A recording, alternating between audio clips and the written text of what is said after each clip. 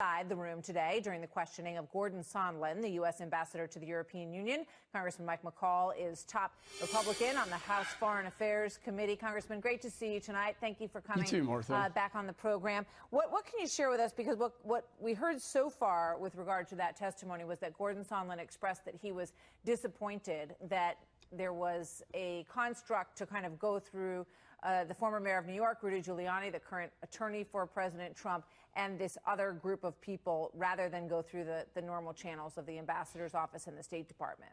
Right. Now, I have to be a little bit careful. Adam Schiff has put a gag rule on this, so I can only talk about what's been made public out of the committee in his opening statement.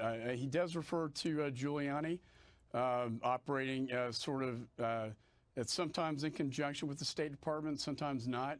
But I think what is like a common theme with the testimony that's been made public is that there's no quid pro quo here. And I think that's very clear from the president's phone conversation. I was a former federal prosecutor in the public integrity section. They reviewed that phone call and found that there was no criminal violation. I don't think that's been talked about very much. And so I don't think there's anything really earth-shattering that I've seen come out of these depositions. And as a top Republican on foreign affairs, I've been sitting through all of them.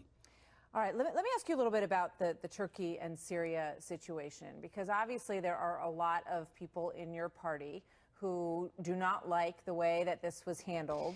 The president came out today after a 120-hour ceasefire was announced after discussions with President Erdogan of Turkey and Vice President Pence and Secretary of State Pompeo. And here's what the president said.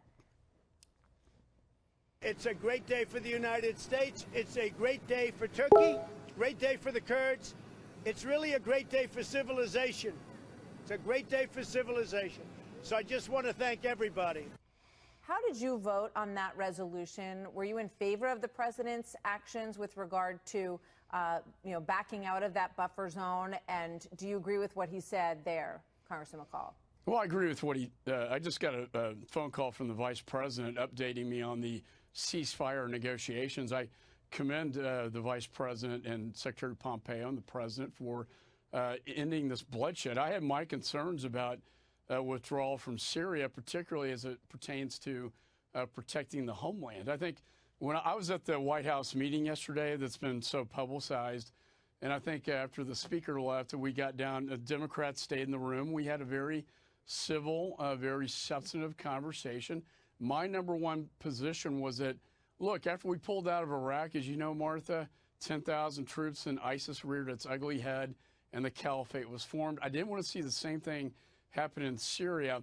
I got assurances from the chairman of the Joint Chiefs of Staff to the Secretary of Defense to the President of the United States that we are not completely withdrawing from Syria, that we will have a residual force to protect the homeland. And I commend the vice president on the negotiations, a 5-day ceasefire, after which there'll be a permanent ceasefire in place. Let's hope that works. We hope. I mean, in the meantime, in the meantime, I have a sanctions bill that I've introduced with Chairman Elliot Engel, and I know the Senate, our counterparts, have introduced the bill as well.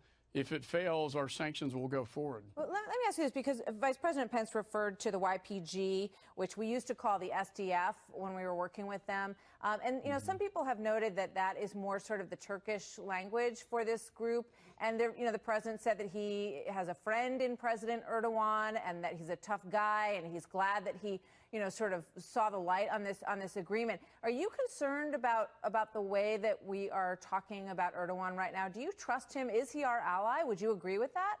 Well, they're a NATO ally, but I don't like his style of leadership. I think he's trying to return Turkey to the Ottoman Empire. The fact that he bought Russian military equipment, the S-400, which tracks our F-35, I think this speaks volumes about what kind of alliance we have. But we do have Incirlik Air Base there, so it's a tricky alliance right now.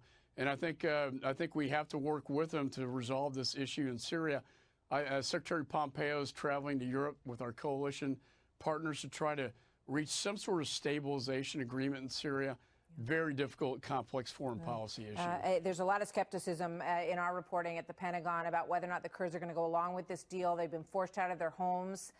So we'll see what happens as it moves forward. Congressman McCaul, thank you very much. Good to see you tonight. Thanks, Martha. You bet.